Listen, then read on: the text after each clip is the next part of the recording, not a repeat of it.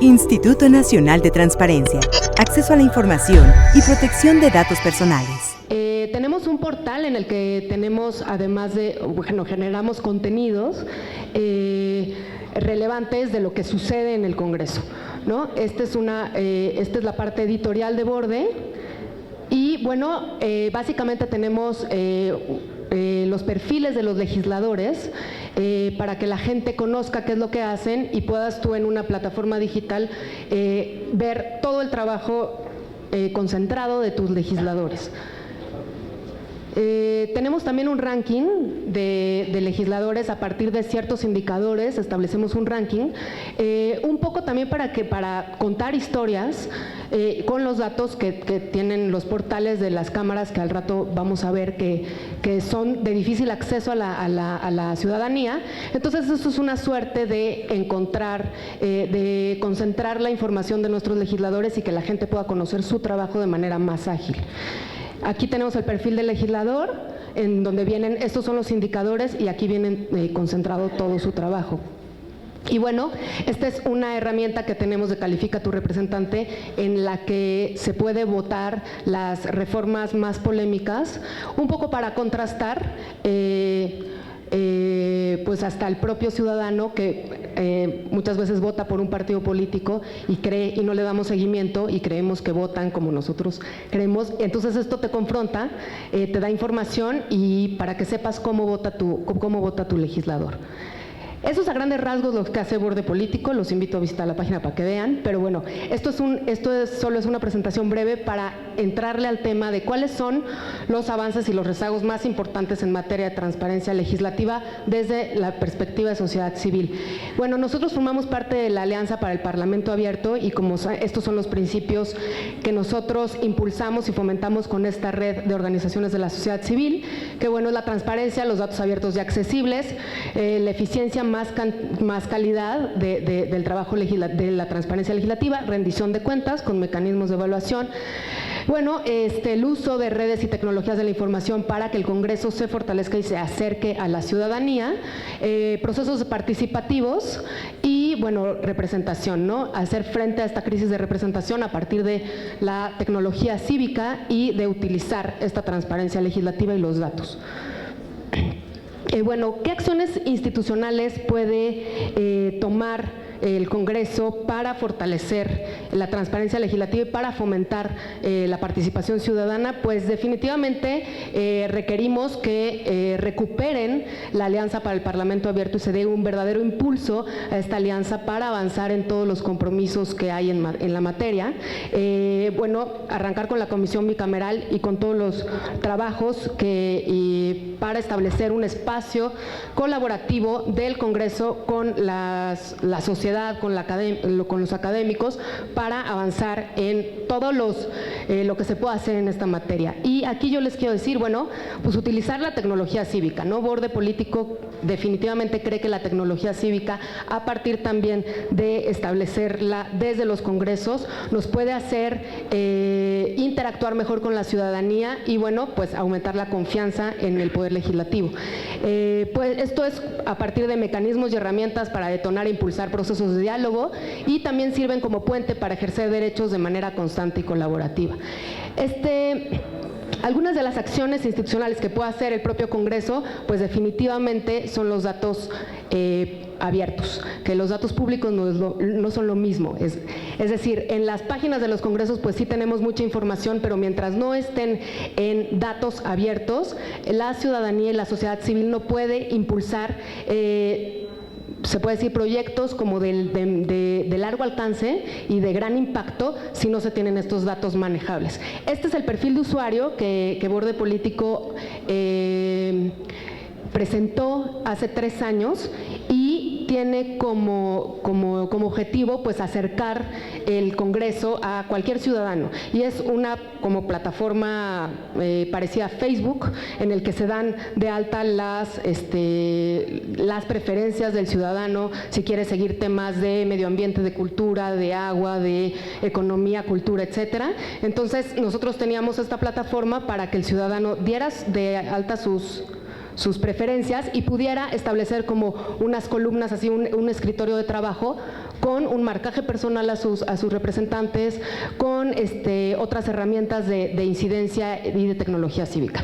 Esto podría ser realidad y esto podría estar actualizado y podría ser una gran herramienta ciudadana si los congresos actualmente tuvieran un API, si tuvieran los datos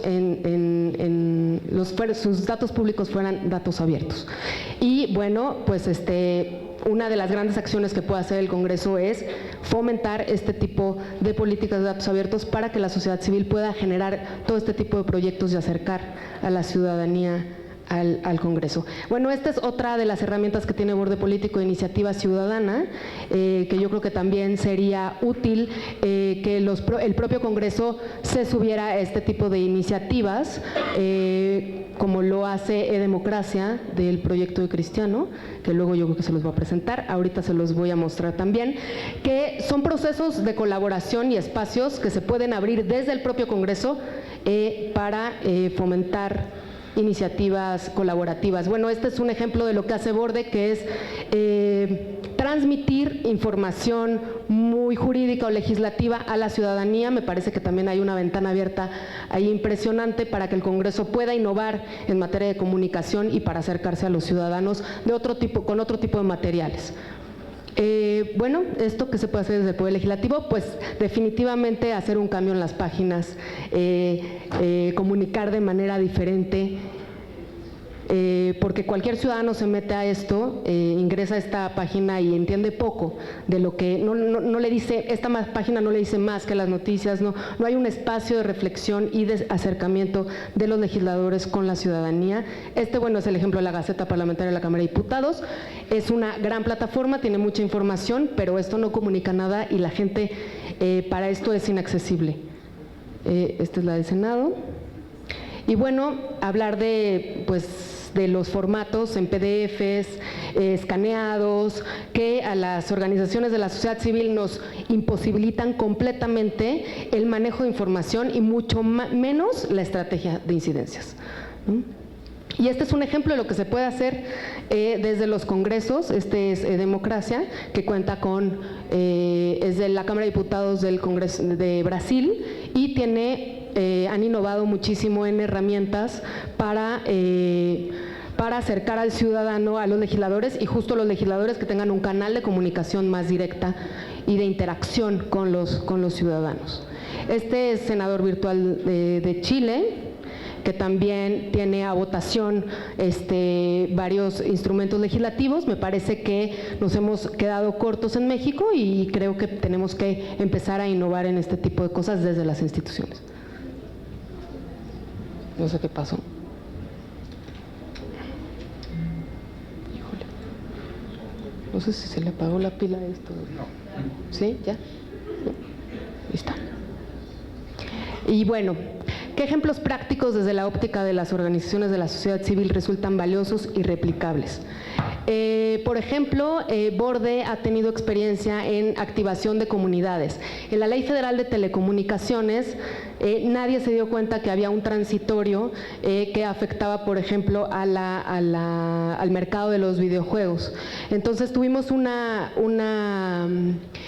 entrevista a un abogado gamer, que él sí lo vio y estaba muy preocupado de que pasara este artículo transitorio.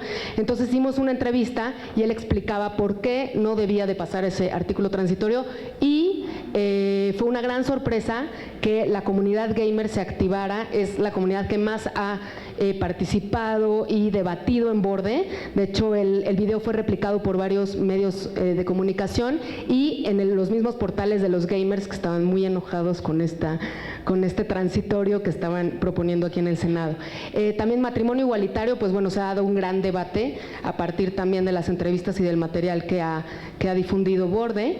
Y bueno, sin duda, pues bueno, la suma de voluntades, conocimiento y experiencia de sociedad civil, academia, como fue la construcción de la Ley General de Transparencia, la Ley 3 de 3, y hay un tema de obras públicas de una iniciativa presidencial que llegó aquí al Senado, en el que organizaciones como México Evalúa, IMCO y MEXDI estuvieron muy alertas de que traía algunas inconsistencias y abría la puerta, al mismo tiempo que estaba planteado el Sistema Nacional Anticorrupción, pues esta iniciativa presidencial abría la puerta a la corrupción y trataba de legalizarlo en materia de obras públicas. Fue muy importante que estas organizaciones levantaran la voz y se organizaran foros en este Senado, y pues bueno, hasta ahorita una minuta que está detenida en este Senado, y sin duda si la sociedad civil no se hubiera levantado y a exigir que todas las legislaciones fueran empatadas y homologadas con un Sistema Nacional Anticorrupción, bueno, tendríamos una muy mala ley de obra pública. Y bueno, sin duda, yo creo que del reto de la transparencia legislativa en temas de poder legislativo, sin duda requieren de una nueva política. El grave problema de las instituciones es que consideran que su responsabilidad termina al publicar la información, sin importar sus formatos. Las instituciones deben asumir la responsabilidad de fomentar mecanismos también de participación política que permitan procesar y reutilizar esa misma información. ¿Cómo afrontar el problema de representación? Pues todos queremos, uno de los objetivos de Borde es fortalecer el Congreso. Todos queremos un Congreso fuerte, un Congreso en el que se debatan las ideas, en el que sea plural, en que se tomen decisiones a partir de procesos de colaborativos y democráticos con sociedad civil, con academia, con la sociedad. Y sin duda, pues el acceso a la información es una gran herramienta, pero no nos podemos quedar solo en eso, ¿no? La transparencia y la apertura de datos no son un problema para las instituciones, sino que son un área de oportunidad, y esto lo hemos visto con no solo la poca voluntad de los políticos en el Congreso, sino de las áreas operativas y de las áreas administrativas. Definitivamente tenemos que trabajar con las áreas de servicios parlamentarios para que entiendan que la transparencia y que aplicar que la apertura de datos y aplicar innovación en tecnología cívica desde el Congreso, lejos de ser un problema, es una gran oportunidad para fortalecer al Congreso. Y bueno, nada, la era digital nosotros la vemos como una era colaborativa, y las tecnologías de la información y comunicación potencializan el público al que se llega la información, aumentan la posibilidad de interconexión de intereses sociales y la vinculación entre legisladores y ciudadanos. Es decir, la era digital puede convertirse en la era de la colaboración a gran escala, y pues esto sin duda es una gran oportunidad para los políticos, porque requerimos nuevos liderazgos para impulsar este nuevo paradigma de parlamento abierto de mano con la tecnología cívica. Listo. Gracias, comisionada. Muchas gracias a Mariana Niembro. Le damos la bienvenida a la senadora Marta Tagle. Bienvenida al panel. Buenas tardes.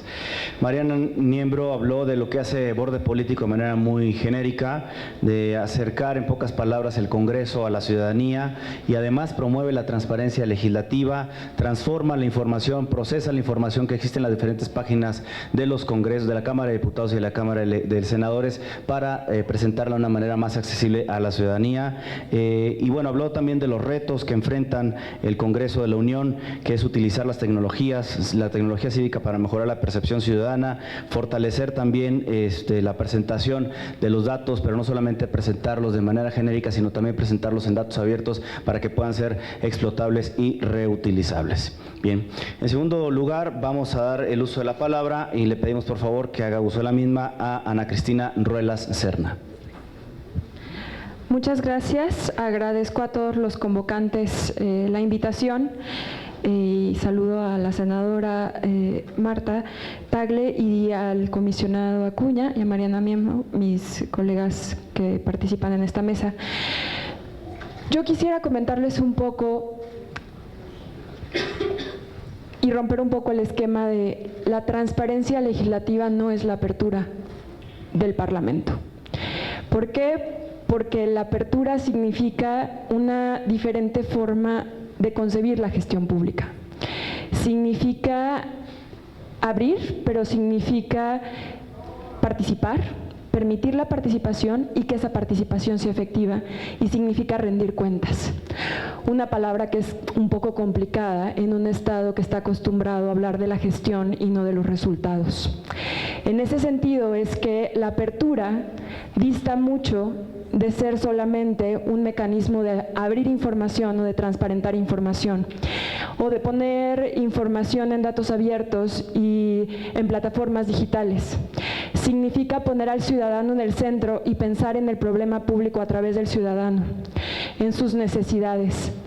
Y en ese sentido es que creo que vale la pena recordar un poco la experiencia de la Ley General de Transparencia, en la que por primera vez en mucho tiempo, o tal vez en la historia, en un ejercicio inédito, el Senado de la República decidió juntarse con un grupo de sociedad civil, con la Red de Rendición de Cuentas, con el Colectivo por la Transparencia y México Infórmate, para generar en conjunto una idea de una ley que hoy es la mejor del mundo. ¿Y por qué es la mejor del mundo? Porque las reglas fueron claras desde el principio. Un voto por el ciudadano, un voto por el partido.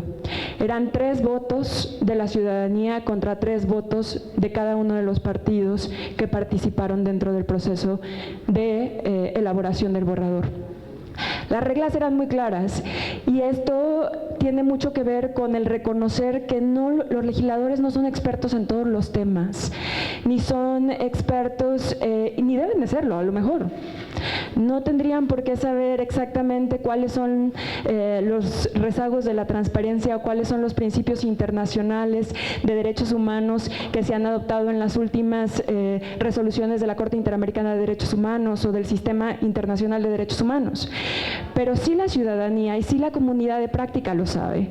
Y en ese sentido es que la palabra y la voz de la ciudadanía importa. No importa si cada uno de los senadores están ahí por nuestro voto o no, porque eso era mucho de las palabras de los senadores. ¿Por qué nosotros tenemos que escucharlos si nosotros fuimos escogidos por ustedes? Nosotros al final tenemos el voto de ustedes y nosotros estamos decidiendo lo que nosotros queramos. Sí, el problema es que tú nunca has hecho una solicitud de información. El problema es que tú nunca te has enfrentado al rechazo una y otra vez, al llamado de reserva, al llamado de la confidencialidad, al mal uso de los datos personales, etcétera, etcétera, etcétera. Nosotros sí. Déjanos compartir nuestro tiempo contigo, déjanos co-crear contigo. Y finalmente se acordó una muy buena ley.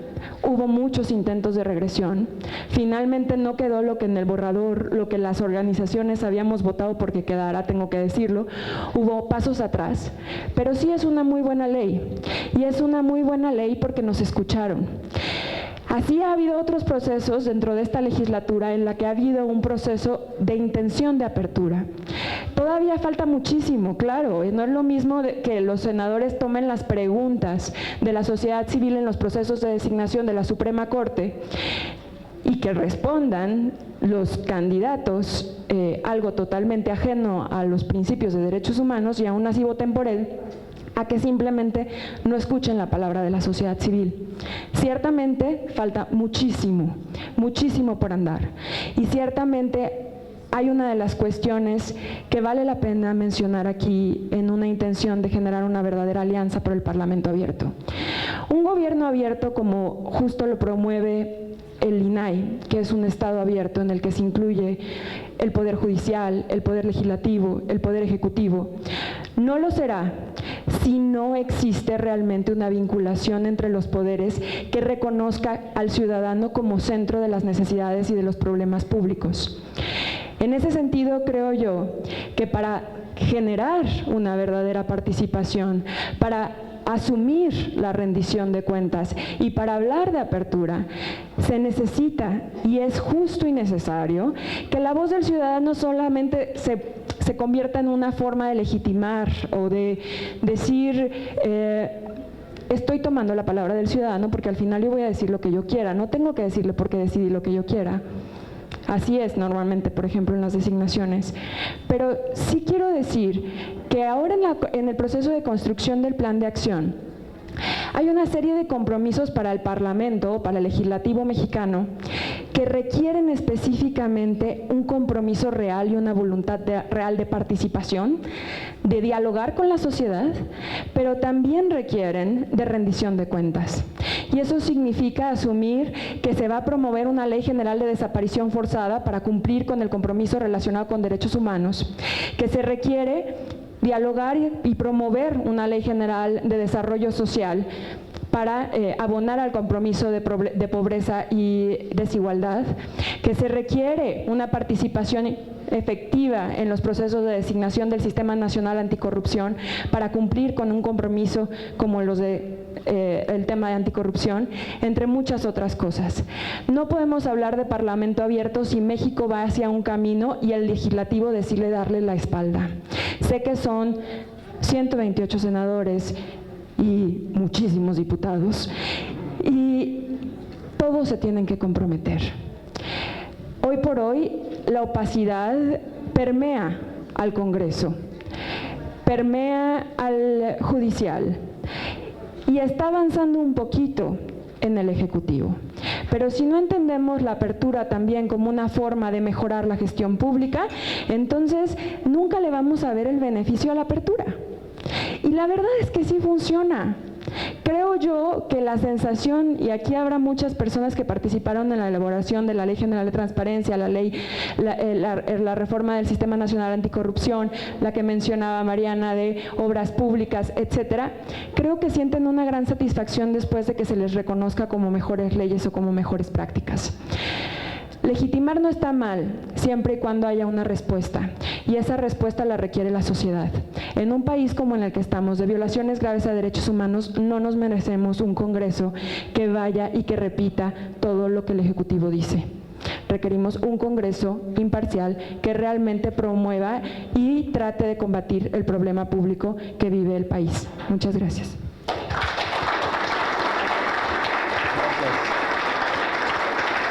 Gracias, Ana Cristina. Una breve recapitulación. Mencionó que la transparencia significa rendir cuentas, que no solamente es poner información en datos abiertos, explotables, exportables, sino que también es poner al ciudadano en el centro del debate de los problemas públicos. También citó como ejemplo el debate, la construcción de la Ley General de Transparencia, acceso a la información pública, todo el proceso que se vivió y la experiencia que se vivió. Habló también de los modelos del Estado abierto que se promueven por diferentes instituciones públicas y refirió que no lo será si no se reconoce al ciudadano en el centro de los problemas públicos y escuchar de manera real al ciudadano. Finalmente, que no podemos hablar de Parlamento abierto si el Congreso da la espalda a la sociedad.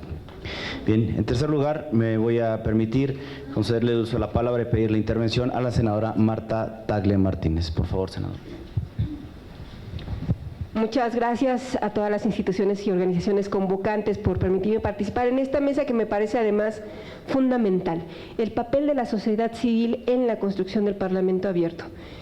Y si nos preguntamos esto, ¿cuál es el papel de la sociedad civil en la construcción del Parlamento abierto? Me parece que es demasiado importante esta participación. Lo que tenemos hoy en día en materia de transparencia, por poco que suene, ha sido gracias al impulso y participación de la sociedad civil organizada. Una participación permanente, insistente, de la sociedad civil organizada, de diferentes organizaciones que de manera permanente se encuentran de manera directa en los procesos legislativos aquí en el Senado de la República, y que si no es gracias a esta presencia permanente de la sociedad civil, poco hubiéramos avanzado en materia de transparencia en el Senado hacia la construcción de un Parlamento abierto. Ya se ha hablado aquí de algunos procesos importantes en los que la sociedad civil ha participado, desde la propia ley de transparencia.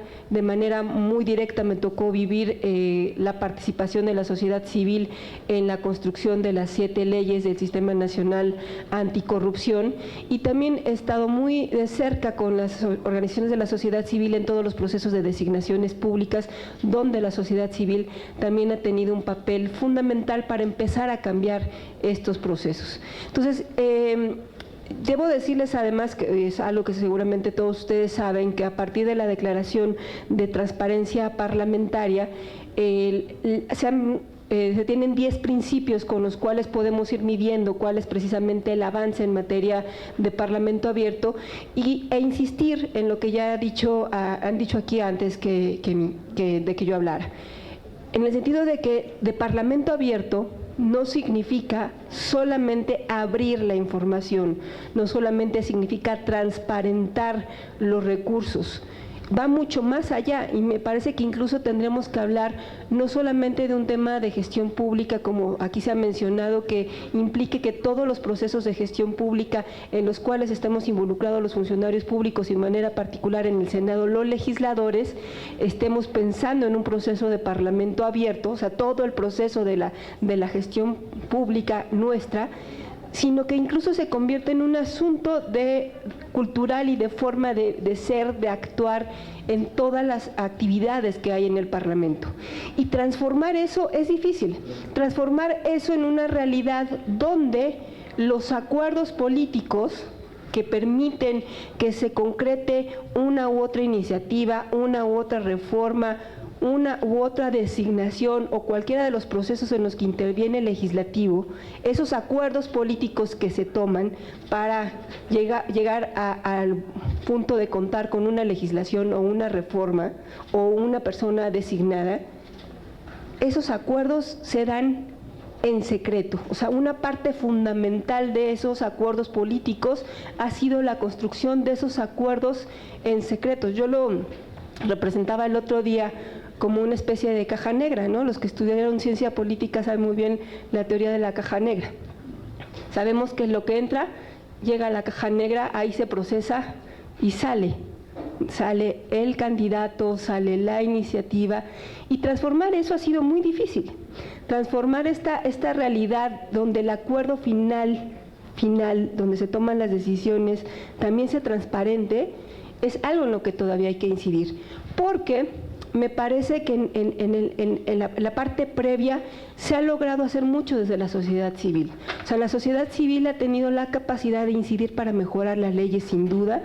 Hay innumerable cantidad de leyes, más de las que se han mencionado acá, donde la sociedad civil, gracias a la participación de la sociedad civil, las leyes, las iniciativas se han modificado. Por ejemplo, ahorita uno de los ejemplos más inmediatos de la ley de víctimas, que si bien no dejó contento a la mayor parte de las organizaciones del proyecto original, a lo que quedó fue gracias a la insistencia de las organizaciones de la sociedad civil.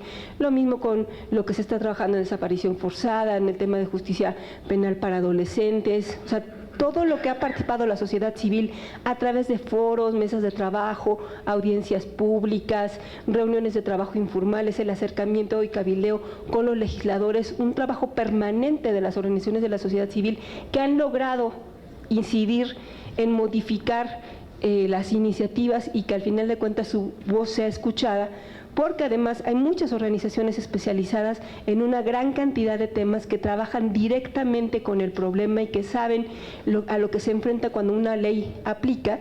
Ha sido muy importante que la sociedad civil esté ahí para lograr mover algunas cuestiones todavía de las leyes, o sea, empezar a moverla. Sin embargo, como les decía, a pesar de tener esta capacidad de incidencia de la sociedad civil, el último tramo de las decisiones públicas sigue siendo un tramo en el cual no están decididos a abrir esa toma de decisiones. Y la parte más clara, me parece, son los procesos de designación pública. En los procesos de designación pública en los que el Senado forma parte de manera mayoritaria, muchos procesos donde el Senado forma parte, también la Cámara de Diputados ahorita, por ejemplo, tiene de frente los consejeros del Instituto Nacional Electoral para el próximo año, pero en el Senado tuvimos los de los ministros, los de los magistrados, vamos a tener fiscal anticorrupción, tuvimos fiscal, procurador general, Secretaría de la Función Pública, ya lo quiero hacer, esperemos que no sea fiscal. Todavía, bueno, ese es mi parecer, no el del Senado. Todos estos procesos de designación pública ha logrado la ciudadanía que en una parte pueda participar. Las organizaciones de la sociedad han han tenido la capacidad de que los procesos de auscultación sean procesos mucho más abiertos, discutidos, participativos. Ha sido muy interesante ver y escuchar a los candidatos aspirantes a esos cargos, responder a las preguntas de la sociedad civil, que la sociedad civil se pueda manifestar, estar ahí presentes. Todo esto ha sido muy importante. Sin embargo, eso no se convierte en una cuestión que te permita contar con criterios de evaluación para que al final esos criterios de evaluación te permitan tomar una decisión abierta, franca, decidida por el mejor perfil. Porque en las comparecencias, en esos procesos de auscultación donde participó la sociedad civil, donde todos los legisladores pudieron participar y hacer una serie de preguntas, pudimos identificar efectivamente quiénes eran los mejores perfiles. Y si nosotros contáramos con criterios de evaluación que nos permitieran ver quiénes son los mejores perfiles independientemente de sus posiciones políticas, deberíamos de tomar una decisión más basada en eso, en la capacidad, la experiencia, cómo se desarrolló en su comparecencia, porque eso habla mucho más allá de lo que entrega por escrito, que son los ensayos y preguntas que entregan por escrito los aspirantes. Pero esa parte no hemos logrado destrabarla, porque al final de cuentas esa parte de la decisión de quiénes serán los que terminen siendo electos o designados por el Senado, se toma en una decisión de acuerdo político que no es abierta a la ciudadanía. Y no es abierta ni siquiera a la ciudadanía, sino ni siquiera tampoco al resto de los legisladores.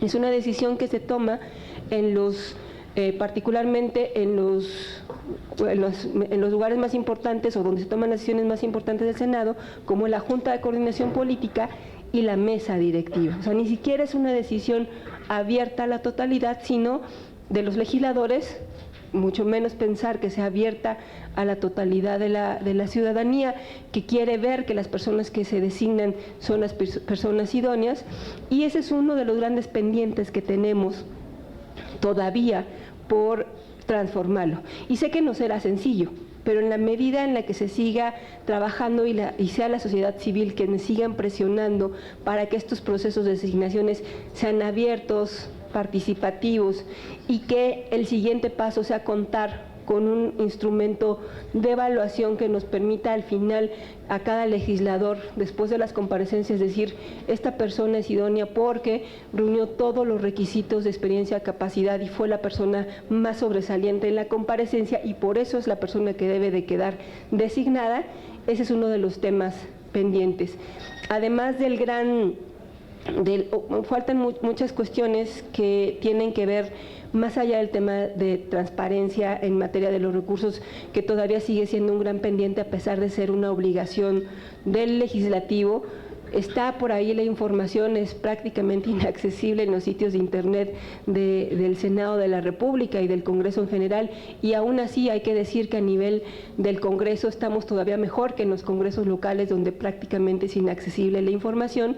Pero además de eso es bien importante transparentar los procesos legislativos, y fue algo en lo que se insistió mucho en la discusión del sistema, de las leyes del Sistema Nacional Anticorrupción, de la posibilidad de contar con un proyecto de dictamen en un documento abierto que nos permitiera conocer las modificaciones que proponía uno u otro grupo parlamentario a esa propuesta de dictamen. Es fundamental también saber eso, o sea, no solamente porque se modificó la iniciativa original, el dictamen original, sino por qué y quién quiso modificar o no se quiso comprometer con determinada cuestión que venía en esa ley. Y eso es una información que la ciudadanía debe de saber.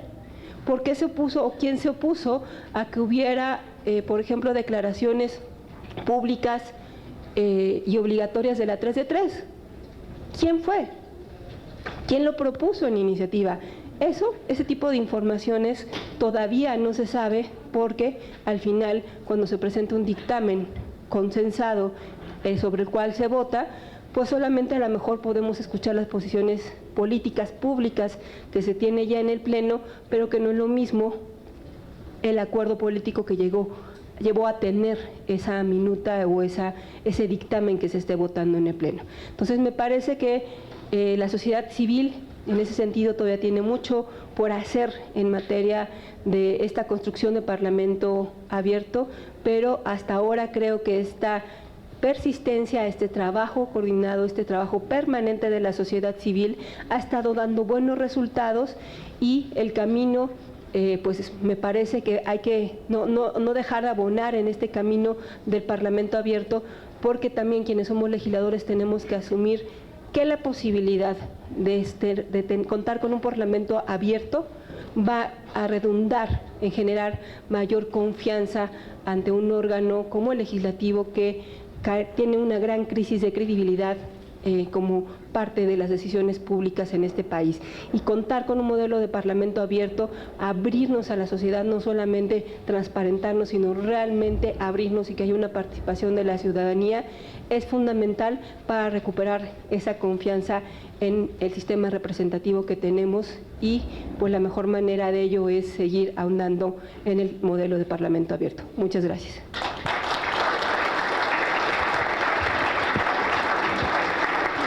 Muchas gracias, senadora.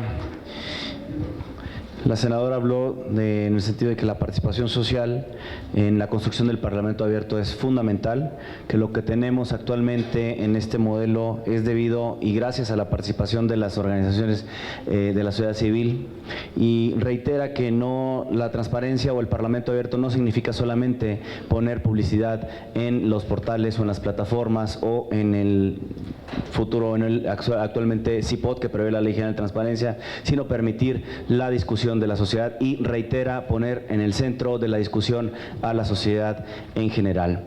También es importante transparentar los procesos legislativos, habló de los procesos, sobre todo de las designaciones que han dejado ahí algunos comentarios, y habló sobre la importancia y también que es fundamental la participación y abrir estos modelos y justo fortalecer el modelo de Parlamento abierto para recuperar la confianza de la sociedad. A continuación, en esta primera ronda damos la participación y le pedimos al doctor Francisco Javier Acuña Llamas, comisionado del INAI, que exponga, por favor. Muchísimas gracias. No puedo dejar de mencionar que, como lo dijo hoy por la mañana mi compañera, la comisionada presidenta Jimena Puente de la Mora, y lo dijeron luego Arely Cano y Óscar Guerra Ford, mis colegas también, más tarde será Joel Salas Suárez y así quienes estaremos participando. Es un privilegio estar en este espacio siempre. Siempre nosotros los comisionados venimos al Senado con enorme respeto y aprecio. Debemos decir que un saludo desde luego a las autoridades, al presidente del Senado, a los integrantes de la mesa directiva y de la Junta de Participación Política, pero también especialmente referir en la persona de la senadora Marta Tagle su gentileza, así como la del senador Barbosa, que hoy por la mañana como presidente de este centro, Belisario Domínguez, nos abría las puertas, y nunca mejor dicho que fuese y que lleve el nombre de Belisario Domínguez, precisamente para este proceso de apertura parlamentaria. Pero bien se ha dicho, y esa es la tesis, de la accesibilidad informativa al gradualismo participativo, que es lo que yo creo que implica el Parlamento abierto. Es decir, ya lo dijo Ana Cristina, ya lo dijo también Mariana de manera categórica, la accesibilidad ha costado muchísimo. El proceso, vamos a decir, la sedimentación de transformación normativa para que sea posible llegar a lo que hoy conocemos como un régimen de sujeción general para todos los sujetos obligados, incluido el Poder Legislativo, el Congreso de la Unión con sus cámaras, que es de donde, por ejemplo, nacen muchas de las misiones y de los encargados por mandatos específicos, como somos nosotros, de cumplir con alguna función constitucional reconocida, pues bueno, implica naturalmente una fase que entendemos y no ha dejado de ser complicada, y lo será porque la carga que se ha dispuesto por los mismos señores legisladores en la Ley General y luego en la Ley Federal de Transparencia es enorme, y estamos viviendo las complejidades que va a implicar hacerla valer. Pero hay otros instrumentos que reivindican el Parlamento abierto y eso es innegable.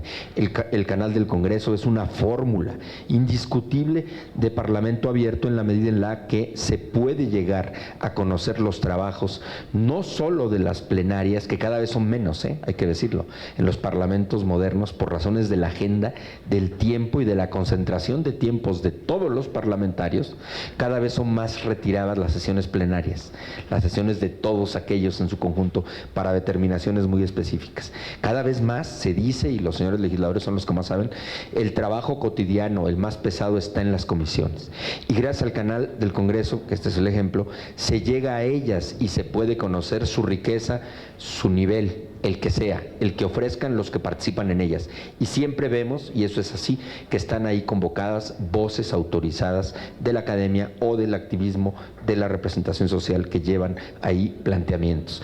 Pero hacia donde vamos es el punto fino, como bien decían, es no basta con que se haga accesible la información parlamentaria como debiera de ser, sin trabas, sin remisiones inconvenientes, sin formulaciones encriptadas o con mecanismos que hacen imposible la interoperabilidad de la que tanto se hablaba. No, el asunto es hasta dónde los parlamentos se dejan permear de la presencia organizada específica, como la que aquí se da cuando se les convoca a participar, como ocurrió con el proceso del nombramiento de nosotros, y lo han dicho hoy por la mañana varios de ustedes, por eso lo refiero, en el que las organizaciones de la sociedad civil y la academia representada organizadamente vino y opinó y participó en ese proceso al que yo llamo aquí de gradualismo participativo, porque así ha sido, gradual ese procedimiento.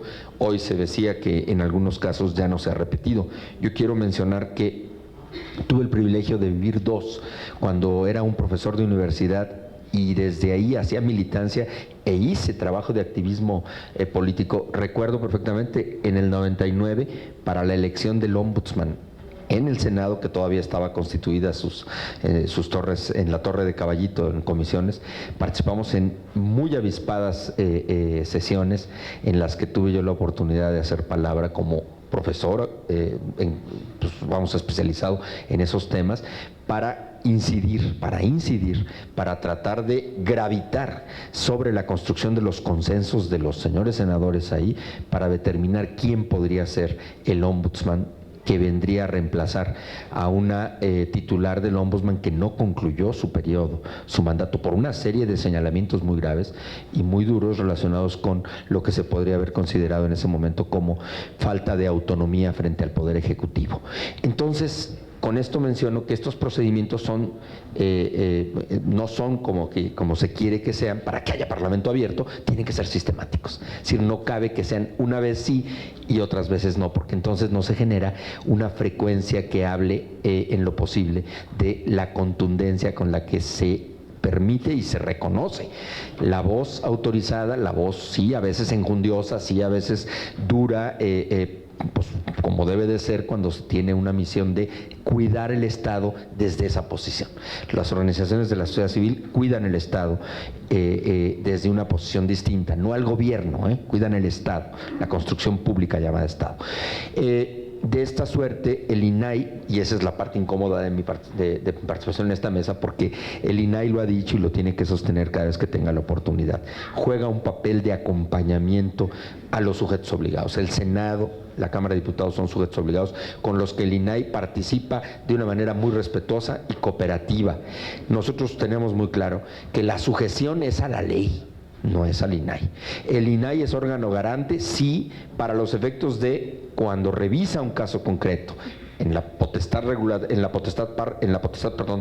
órgano garante para revisar, la potestad revisora, sí podemos en ese caso, porque estamos compelidos por la ley para decir si la reserva o si la confidencialidad o si la inexistencia fueron válidas o fueron, por supuesto, inconvenientes o inaceptables.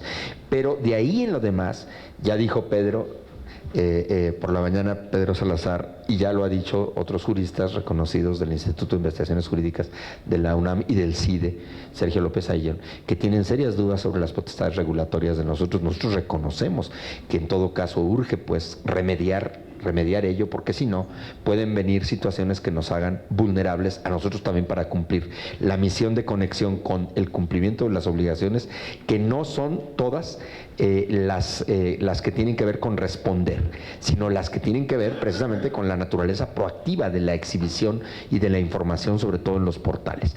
Así pues, el Congreso, el Senado, tiene que tener y participa de algunos procedimientos que lo acercan a vivir experimentalmente el procedimiento o procedimientos de Parlamento abierto. Sí, el canal del Congreso indudablemente lo es. ¿Cuáles son las críticas que se han hecho siempre? Bueno, que debiera ser o debería buscarse que fuese accesible a toda la ciudadanía que tiene televisor, porque hay procesos, hay mecanismos que hacen imposible que a veces se pueda llegar a él. Es decir, el canal del Congreso tiene que ser accesible como lo es y tener una programación como la tiene, amplia. Mucha gente, y esto lo digo aquí con todo respeto al canal del Congreso, se queja que el canal del Congreso o el canal judicial a veces pretenden o lo mencionan. No, es que no son canales de divertimento, o sea, son canales que expresan lo que está pasando ahí. Si lo que está pasando es serio y hasta estepario o seco, porque son temas áridos que implican el trabajo parlamentario o jurisdiccional, bueno, pues ni modo, pero esto explica lo que está pasando ahí. Pero son procesos de apertura. La ciudadanía cada vez menos puede hacer lo que hoy estamos haciendo nosotros todos reunidos aquí. Pocas personas, y eso hay que decirlo, somos privilegiados de poder acceder directa y físicamente a las instituciones públicas. Por razones de distancia, de economía, es imposible que la ciudadanía ocurra tantas veces quisiera, y eso lo digo así, a tener la experiencia de ingresar a los recintos en los que se construye la normatividad, en los que se desarrollan los amplios consensos. Estos son casos excepcionales que se da gracias a que hay un Parlamento que permite foros de contacto específico y especializado. Todos los días quienes vienen o han venido, vemos aquí comisiones de personas que vienen a reclamar o a tratar o a exigir situaciones, sí, pero esa es una excepción de verdad. En un país de millones de habitantes, más de 100, la verdad lo que viene las personas que vienen a las instituciones públicas son verdaderamente una excepción ínfima. No obstante, representan a toda la sociedad. Por esa razón es necesario que el Parlamento abra sus puertas, y no en el sentido, vamos a decir, permisivo o generoso, no, que reconozca que si bien los legisladores representan a la sociedad, porque ese es el debate viejo de la teoría de la representación, si bien la representan, y desde luego el Senado en su primera etapa siempre, y por eso lo decía el senador Barbosa, al federalismo, pues representaba a los estados. La Cámara representativa de la población era la Cámara de Diputados. Por las nuevas fórmulas de representatividad, el Senado ya también representa a sectores de la población estrictamente o directamente. Sin embargo, pues aún así es insatisfactorio que se pueda pensar que porque los senadores o los diputados en su conjunto representan a la sociedad, no pueda ser necesario, no pueda ser indispensable que la sociedad organizada, como bien decía Ana Cristina, experta cada uno de ellos grupos en elementos o en temas específicos y diversos, venga a enriquecer los procedimientos de construcción normativa, que ya se ha venido haciendo cada vez más desde mucho tiempo hace, pero sobre todo ahora de participación gradual en definiciones como son estas, de nombramientos o de toma de decisiones específicas. Hay otras fórmulas que están los cabilderos cuando se regula, hay otras formas que son la incidencia para las determinaciones presupuestarias, que también son de gran importancia, las comparecencias en las que la presencia de la sociedad es determinante cuando se les permite formular reclamaciones vía la participación incluso en tribuna, fórmulas diversas. Pero lo que aquí yo quisiera cerrar con ello, agradeciendo la oportunidad de la palabra, es que ya el Senado hace 2 años, y nos lo decía Aide Pérez Noriega hace rato por la mañana, con mucho júbilo, con mucho entusiasmo, echó a andar esta aventura, esta experiencia, y ahora se reúnen los elementos para darle una revisión a lo que se ha avanzado y seguramente para naturalmente continuar la senda de no permitir que por ningún motivo se enfríen los entusiasmos y se baje el enérgico, se baje el entusiasmo, sí, pero también la congruente participación que haga posible que se camine en esa consecuencia. Sabemos todos, y esa es la última, que cuando hemos tenido la oportunidad de ir, sobre todo en Cámara de Diputados, que es impresionante, cuando uno avisora como ciudadano común y ve el nivel del poco caso que se le hace al parlamentario que habla desde una tribuna en la que está prácticamente en soledad, si bien diciendo con micrófono fuerte y grande lo que dice y lo que diga, y el nivel de caso que hay al nivel de los señores legisladores que están ocupados de otras cuestiones, muchas veces a lo mejor preparando lo que les toca decir después del otro, pero a lo que voy es, estas prácticas se han llegado a permear y han llegado a ser del conocimiento de la sociedad gracias a la transmisión simultánea, que ya decía yo, es una fórmula importante. Tenemos que avanzar, sin embargo, a la otra, que es sobre la que se ha estado hablando, y a esas nos continuamos pues en la palabra. Gracias, comisionado.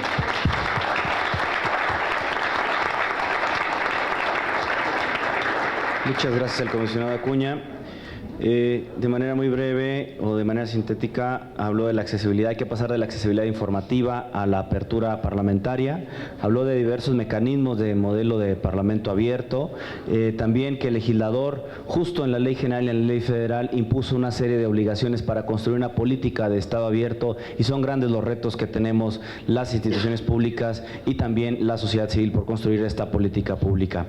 Habló también sobre sus experiencias en la construcción de parlamento abierto, en los procesos de la designación justo de comisionados, y también los mecanismos, entre ellos destacó el canal del Congreso de la Unión. Bien, en esta segunda ronda, también de 6 minutos, voy a leer 2 preguntas que están dirigidas a todos los panelistas. Ya han llegado algunas preguntas para algunas de las panelistas en específico. Primero es, de los diferentes actores que forman parte de la iniciativa de Parlamento Abierto, ¿cuáles son y de qué manera se brindan espacios que le permitan a los jóvenes tener una participación activa, más allá de interactuar mediante plataformas digitales como las ya mencionadas, por borde político, etcétera?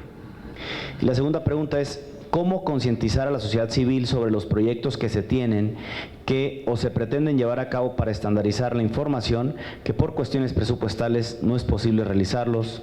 ¿Y cómo cerrar esta brecha para evitar que los obligados sigan sin cumplir? ¿Sustentar el costo benéfico, el costo-beneficio es factible? Mariana, por favor, en el mismo orden. Perdón, Mariana. Bueno, de la Alianza para el Parlamento Abierto está conformada por las organizaciones de la sociedad civil que estamos impulsando este espacio. Está el Congreso, la Cámara de Diputados y el Senado y el INAI. En un primer momento, bueno, somos el grupo impulsor, pero sin duda hay que sumar a todas las organizaciones y, por ejemplo, las que estén trabajando a nivel local para la transparencia legislativa de sus congresos locales. Ahí hay mucha oportunidad de poder interactuar con APA, pero sin duda pues requerimos de impulsar esta alianza, como les decía, con la Comisión Bicameral, y ya entrarle de lleno todos los actores a esta agenda para que se puedan involucrar jóvenes y otras organizaciones, ¿no? Sobre el segundo, de concientizar a organizaciones de la sociedad civil sobre el presupuesto, no entendí si el presupuesto de la sociedad civil para hacer monitoreo legislativo o el presupuesto del Poder Legislativo de las instituciones públicas. De las instituciones públicas. Bueno, la verdad es que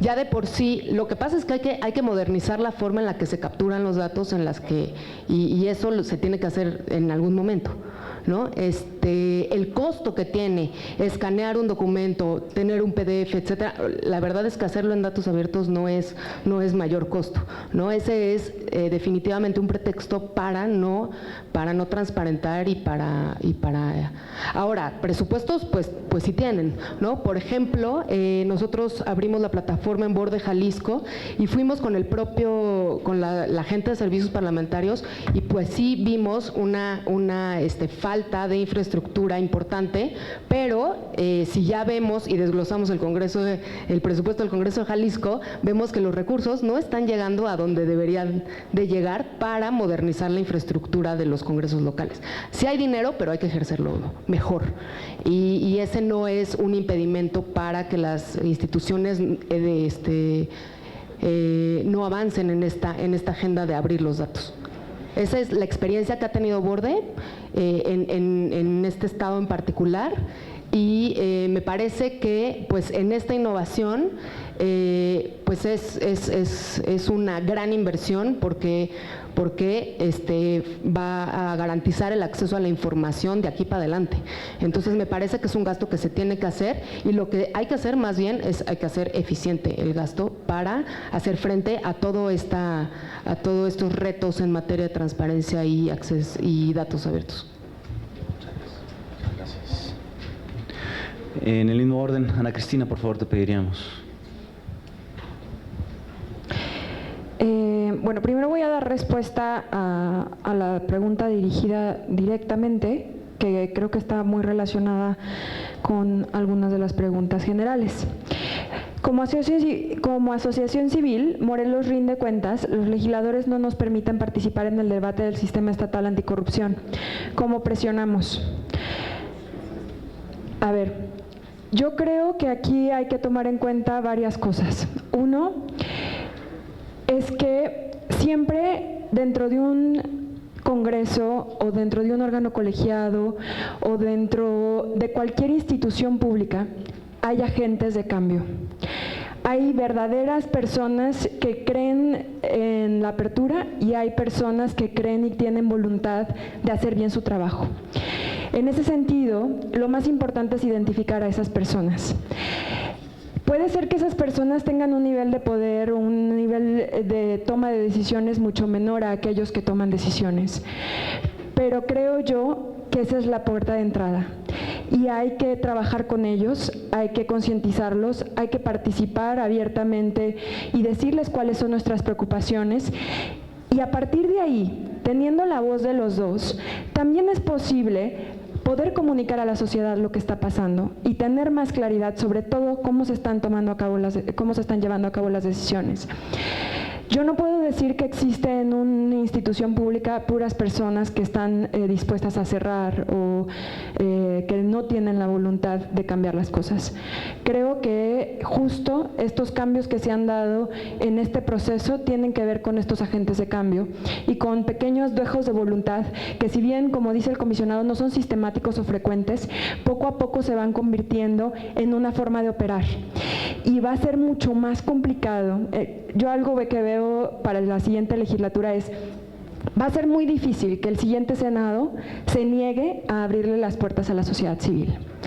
¿Por qué? Porque ya abrió una puerta y ya abrió una caja de Pandora. Entonces, lo siento, los siguientes tienen que asumir que esto es una forma de trabajar. En ese sentido, creo que eso es una de las primeras cosas que hay que hacer. Ahora, si no existen estos agentes de cambio, creo que hay otras formas de participar fuera de entrar directamente en los recintos legislativos que permiten después entrar a los recintos legislativos, y la participación o el grito desesperado de la ciudadanía sí forman parte de la entrada, ¿no? Mucha gente se queja, por ejemplo, del ejercicio de la protesta social, pero en un país donde todos te cierran las puertas, lo mejor es ir a gritar que te abran la puerta. En ese sentido, creo yo que regresando a eso, hay diferentes formas de participar. Hay algunos que dicen cómo hacer que los jóvenes participen más. Y a mí cada vez que me preguntan eso, yo digo, lo primero es empezar a preguntar o empezarte a cuestionar cuál es la información que necesitarías y que te serviría para cambiar tu vida, porque probablemente no te importa si un senador se comió en una comida 5,000 pesos de los viáticos que le dan. Pero sí te importa que el senador que representa a tu estado no esté viendo que hay una escasez de agua y esté promoviendo la entrada de empresas que van a terminar con una escasez de agua tremenda, ¿no? Entonces, creo yo que es importante, la participación también tiene que ver con el conocimiento y el empezar a exigir mayor nivel de información. Identificar, yo en mi experiencia lo que he terminado entendiendo es que justo en este sentido de poner al ciudadano en el centro, significa entender que muchas veces al ciudadano sí le importa ver un montón de datos de presupuesto, más que nada la sociedad civil que analiza presupuestos, pero al ciudadano le interesa cómo se imparten los servicios públicos. Por ejemplo, si el Senado o la Cámara de Diputados de verdad estuvieran hablando de gobierno abierto y hubiera una participación, por ejemplo, de todos los jóvenes, entonces entonces el Senado no estaría aprobando legislaciones que limitan la libertad de expresión, como aquella de la Ley de Telecomunicaciones que permite la vigilancia masiva. ¿Por qué? Porque la vigilancia permite, de alguna manera, o inhibe la libertad de expresión. En ese sentido, los ciudadanos, los jóvenes, etcétera, conociendo esto y exigiendo que se reviertan estas prácticas y haciéndolas más conscientes, diciendo, no puedes decir que eres abierto si aceptas que haya vigilancia masiva. Digo, sé claro, no puedes ser abierto si dices que las violaciones graves a derechos humanos son cuestiones reservadas. No puedes ser abierto si dices que los archivos históricos son confidenciales. Ese tipo de cuestionamientos que cada vez se vuelven más constantes en los grupos de jóvenes, creo que son una forma de participación activa que al final ha dado fuerza a mucha sociedad civil y ha dado fuerza también para entrar y para abrir la puerta de los congresos.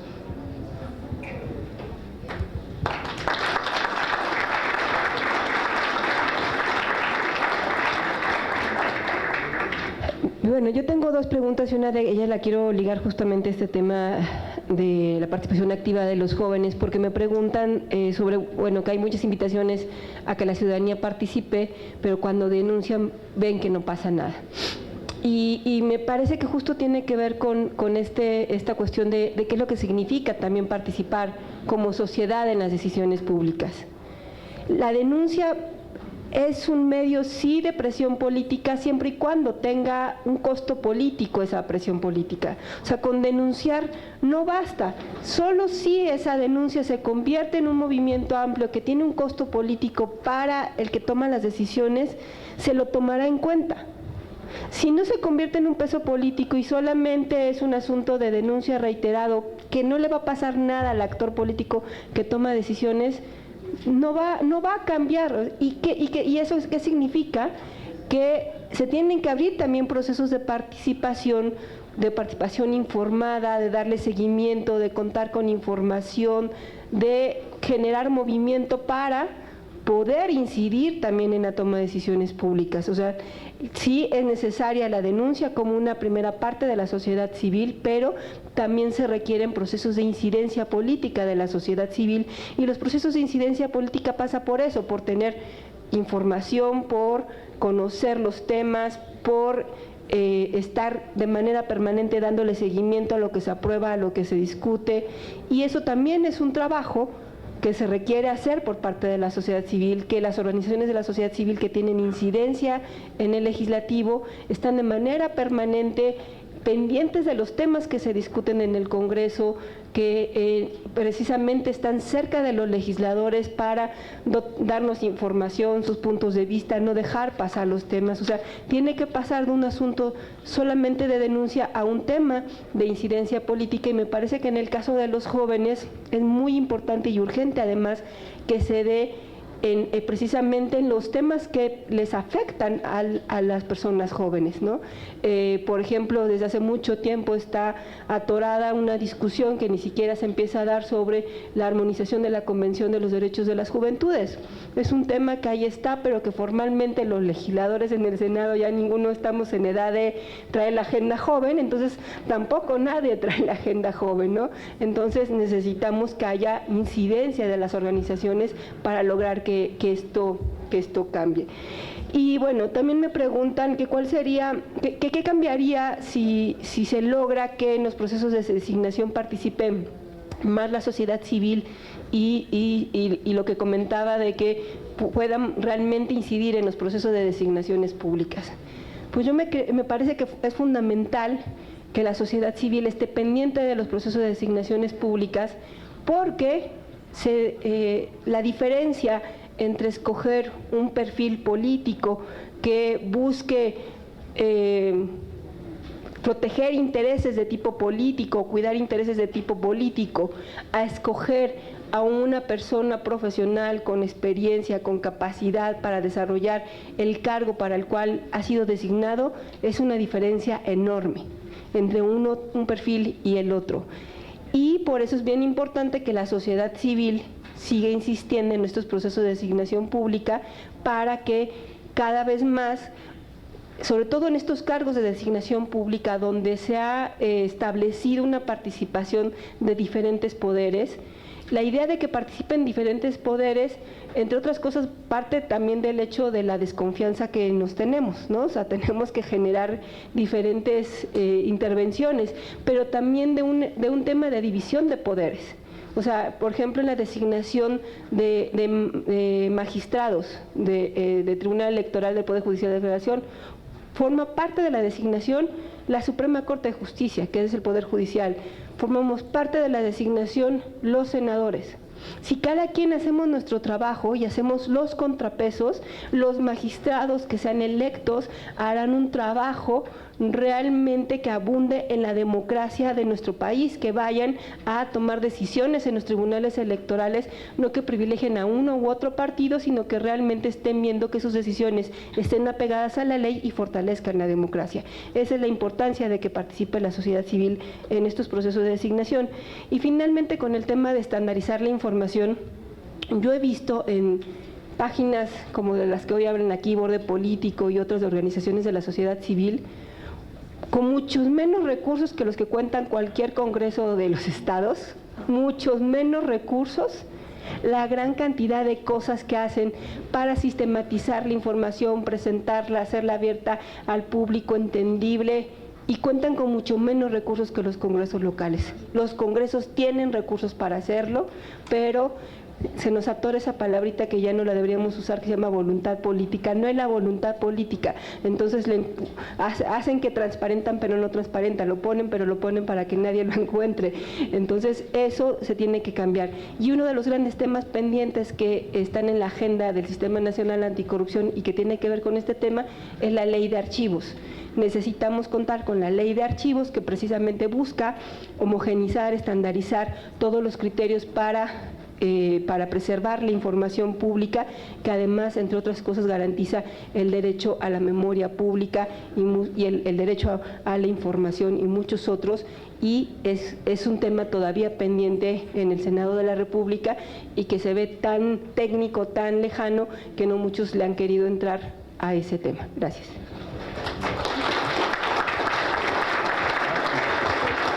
Comisionado, por favor. Senadora, le agradezco porque sin querer yo no había visto la oportunidad de decirlo, pero sí lo de la ley de archivos, mis compañeros comisionados, y saludo al comisionado Joel Salas Suárez, mi compañero que le toca participar en el siguiente panel. Hemos acordado emitir un pronunciamiento con mucho respeto al Senado, pero con claridad para decir por qué urge esa Ley General de Archivos de la que usted habla. Precisamente la semana próxima tenemos en el INAI un foro en el que hablamos hacia la Ley General de Archivos para articular el Sistema Nacional de Transparencia y el Sistema Nacional de Anticorrupción. Sin archivos imposible será que se articule la información, la protección de los datos personales que se alojan en los archivos y naturalmente la garantía, pues, que estos derechos tengan perdurabilidad desde una perspectiva de memoria y desde una perspectiva de hacer entender, pues, que la información pública es un bien, y es un bien colectivo y un bien accesible, que debe serlo. Bueno, por ese lado, desde luego, asumándome a la construcción que usted hacía, le agradezco la oportunidad porque lo creemos absolutamente los senadores que han participado en el grupo que han encabezado, que han tenido el entusiasmo de generar las condiciones para una ley general de archivos, están ahí y son sus compañeros de todos los partidos. Hay alguno que represente el consenso. El asunto es que sí está detenido y falta lo que se llamaba, hoy por la mañana Aide lo mencionaba, el proyecto ya visible de ley, para que entonces seguramente el Senado incorporará algún grupo, como lo ha hecho con las leyes general de transparencia y la ley general de datos, para participar en él. Y por último, una discusión que va a quedar para el tintero y desde luego para los analistas y los politólogos y los expertos en el calibraje externo de las instituciones, es esa disquisición sobre la formulación de exigencias aristocráticas. Me refiero a la idea aristotélica de la aristocracia como el gobierno de los más cultos, de los más instruidos, y que desde luego no es la que impera en una democracia, que es precisamente el gobierno del pueblo en el que naturalmente, como bien lo dijo Ana Cristina, los legisladores representan a la sociedad en su conjunto, y la sociedad es rica en matices, pero no es una sociedad de instruidos y de especialistas y de científicos, como en algún momento fue el Parlamento aquel de los científicos que el propio Porfirio Díaz inspiró, porque precisamente no es esa la naturaleza. Entonces, ahí hay que generar algún día, y esto es urgente, para precisamente dar cabida a la interpretación cómo la sociedad civil, autorizada en sus conocimientos y en su representatividad, puede venir a nivelar en un parlamento que se debe a una construcción democrática, por tanto representativa de la sociedad, en la que naturalmente los partidos juegan un papel inevitable, porque así es. Las bancadas gravitan en el Senado porque organizan la representatividad en el Senado. Por otro lado, cómo la sociedad civil puede venir a servir a instruir o a darle elementos aristocráticos moderados y ponderados justos para precisamente calibrar la construcción de mandatos en las mejores personas respecto de aquellas que hubiesen tenido desde luego la oportunidad de participar.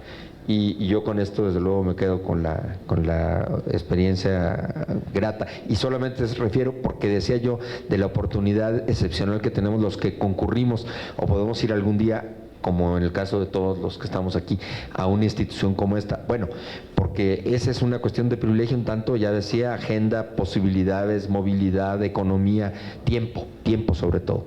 Pero por eso el canal, por eso la página en transmisión directa o simultánea, por esos otros mecanismos de Parlamento abierto hacen que incluso quien se encuentre más lejos físicamente de este sitio, pero que quisiera saber lo que se está diciendo, porque supo a tiempo que se iba a transmitir o a llevar a cabo, puede seguirlo y desde ahí tratar de incidir en las redes sociales, porque hoy por hoy también lo hemos visto en las más álgidas discusiones sobre las propuestas legislativas que han generado mayor nivel de, pues vamos a decir, de diferencia o de discrepancia. Las redes sociales están jugando un papel capital y está generando también controles sociales efectivos por la vía de la gravitación digital.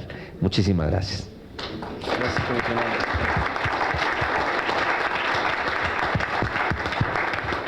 Muchas gracias. Y de acuerdo con la dinámica tendremos un espacio de 2 minutos para cada una de las panelistas y el panelista para que den sus conclusiones, no sin antes poner en el centro de la mesa una pregunta dirigida a todos los panelistas. ¿Consideran ustedes que la disciplina de voto de los legisladores reduce o anula la participación ciudadana en una estrategia de parlamento abierto, no obstante que se encuentre en el texto de la ley dicha estrategia? Bueno, a ver, contesto esa. Yo creo que no reduce... ¿Qué decía? ¿Considera usted que la disciplina del voto de los legisladores, Yo creo que reduce su propia libertad de ejercer un voto en el pleno, independientemente de lo que dicte su partido, ¿no? Me parece que eso es fundamental. Ahí hay un tema de transparencia legislativa interesante porque, bueno, no tenemos acceso a los reglamentos de los grupos parlamentarios, estos son secretos. Ahí vienen un poco dibujados, ¿no?, los mecanismos de coacción que tiene el líder parlamentario con todo su grupo. Y sin duda, pues es un reto legislativo en materia de reelección, terminar con este candado de que sean del mismo partido, porque esos son los mecanismos que tanto la disciplina como el candado de reelegirse bajo el propio partido político, los que no permiten que los buenos políticos o que se puedan desenvolver en su grupo parlamentario aunque tengan diferencias al interior. Bueno, yo quería retomar un poco lo que dijo la senadora Marta Tagle. Me parece que el año pasado se sentó un precedente importante de participación de la sociedad civil, que no fue suficiente, pero bueno, fue un precedente que no podemos dejar atrás para la designación de los últimos 2 ministros de la Corte. Se quedó corto porque, bueno, era un ejercicio propio de la Comisión de Justicia que al final fue de 2 legisladores, pero me parece que esos espacios de reflexión de cuál es el perfil del juez constitucional que necesitamos, me pareció fundamental. Yo creo que justo esas pequeñas luces de colaboración y de participación en la designación me parece que se deben fortalecer y impulsar. Bueno, quería solo decir que una de las cosas que me parece que puede hacer el propio Congreso para impulsar la transparencia, no solo en los congresos, sino en todas las instituciones, es sin duda, explorar en materia de datos abiertos. Yo creo que el decreto presidencial se queda corto a los retos que tenemos en la materia. A mí me gustaría justo poner en la mesa ese tema que me parece que se tiene que legislar para que tenga un mayor impulso y que no nos quedemos cortos solo en el discurso, porque bueno, pues todas las alianzas internacionales que ha asumido México como en OGP, me parece que solo es discurso y que no avanzamos sin entrar en legislar en estos temas. Sin duda la ley de archivos es fundamental. Entonces, pues nada, exhortar a nuestro Senado y a nuestro Congreso a que ya avancemos en la materia. Muchas gracias. Ana Cristina, por favor. Bueno, yo rápidamente decir, hay una serie de compromisos para el legislativo dentro del Plan de Acción 2016-2018 de la Alianza para el Gobierno Abierto. Si el legislativo no los cumple, no se cumplen los compromisos, en general. En ese sentido, instamos al legislativo a asumir los compromisos, a afirmarlos. Se trata de promover leyes, no se trata de aprobarlas, no se trata de generar mayorías, se trata de que exista una promoción, un proceso participativo en la discusión de estas leyes en las que participe la sociedad civil. Creo yo que es algo importante tomar en cuenta, creo yo que es algo que tiene que tomar en cuenta esta caja negra de la que habla la senadora, para que entonces podamos cumplir con los objetivos que se plantearon dentro del Plan de Acción 2016-2018. Y finalmente, sobre la Ley General de Archivos, decir que se acepte la iniciativa que salió de manos del senador Alejandro Encinas, que fue trabajada con un grupo plural de historiadores, sociedad civil y diferentes personas expertas en protección de datos, historia, memoria y archivólogos. Muchas gracias.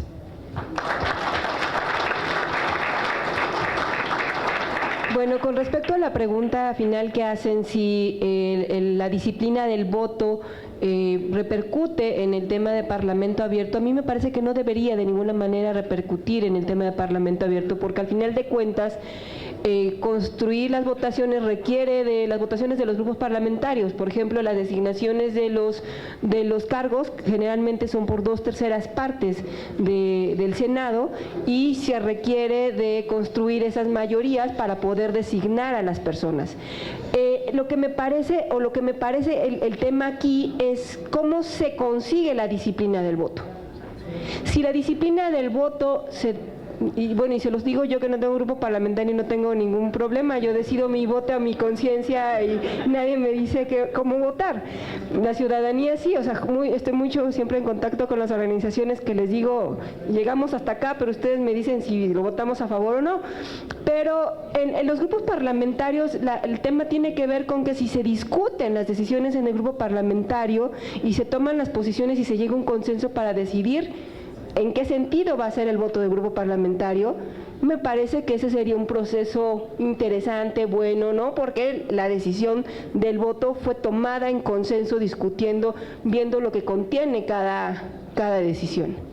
Pero si la disciplina del voto se obtiene por otras formas, eso sí le pega al Parlamento abierto. ¿Y qué otras formas? Pues ya lo dije el otro día en un evento de comisiones abiertas. Los viajes se utilizan para premiar o castigar a legisladores. Entonces, incluso te mandan de comisión cuando no quieres que estés en una decisión importante. Eso sí le pega al Parlamento abierto, y eso es lo que no debe de suceder. Entonces, ahora con el tema de archivos, la desventaja que tenemos ahorita en el Senado es que precisamente el principal promotor de la Ley General de Archivos es el senador Alejandro Encinas, quien, como ustedes saben, solicitó licencia para dedicarse de tiempo completo a la constituyente de la Ciudad de México, y eso es lo que, entre otras cosas, nos ha tenido un poco atorados con el tema de la Ley General de Archivos, que esperemos que se haga antes de que regrese y que él, aunque haya pedido licencia, pues estuvo de hecho hoy por acá en la mañana, sigue impulsando este proceso para poder avanzar ya en un proyecto que está muy acabado, que ya solamente le faltan unos toques para poder contar con una ley general de archivos. Muchas gracias. Gracias, comisionado. Sí, en 2 palabras, reiterar la tesis con la que yo tuve la oportunidad de iniciar. No es lo mismo el proceso, vamos a decirlo así, ininterrumpido, cada vez de menor a mayor, de accesibilidad efectiva del Parlamento en cuanto a sus servicios administrativos por la vía del acceso a la información pública a través de la satisfacción de los reclamos informativos o solicitudes de información.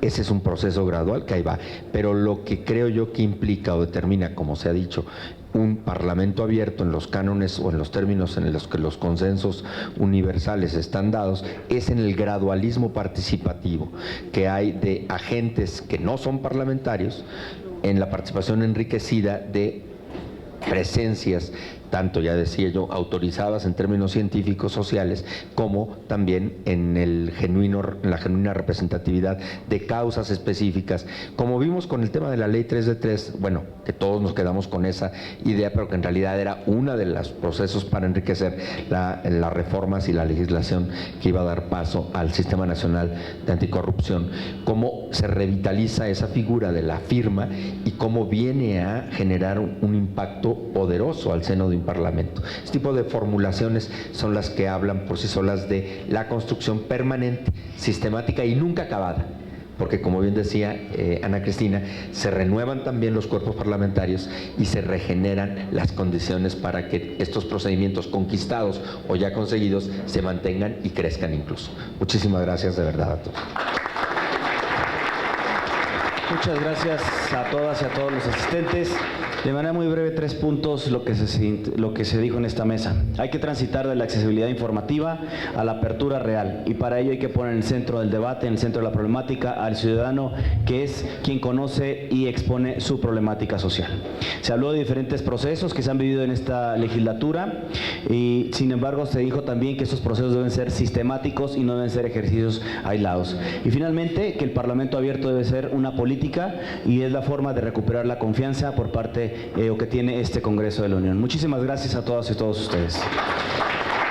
Y en este momento se hace entrega de su reconocimiento a todos y cada uno de nuestros ponentes por parte de las organizaciones convocantes. En este momento hace entrega a su reconocimiento a la senadora Marta Tagle Martínez, integrante de la Comisión de Justicia del Senado de la República, la licenciada Mariana Niembro Martínez, directora general de Borde Político, la maestra Ana Cristina Ruelas Serna, el doctor Francisco Javier Acuña Llamas y desde luego a nuestro moderador, el licenciado Adrián Alcalá Méndez.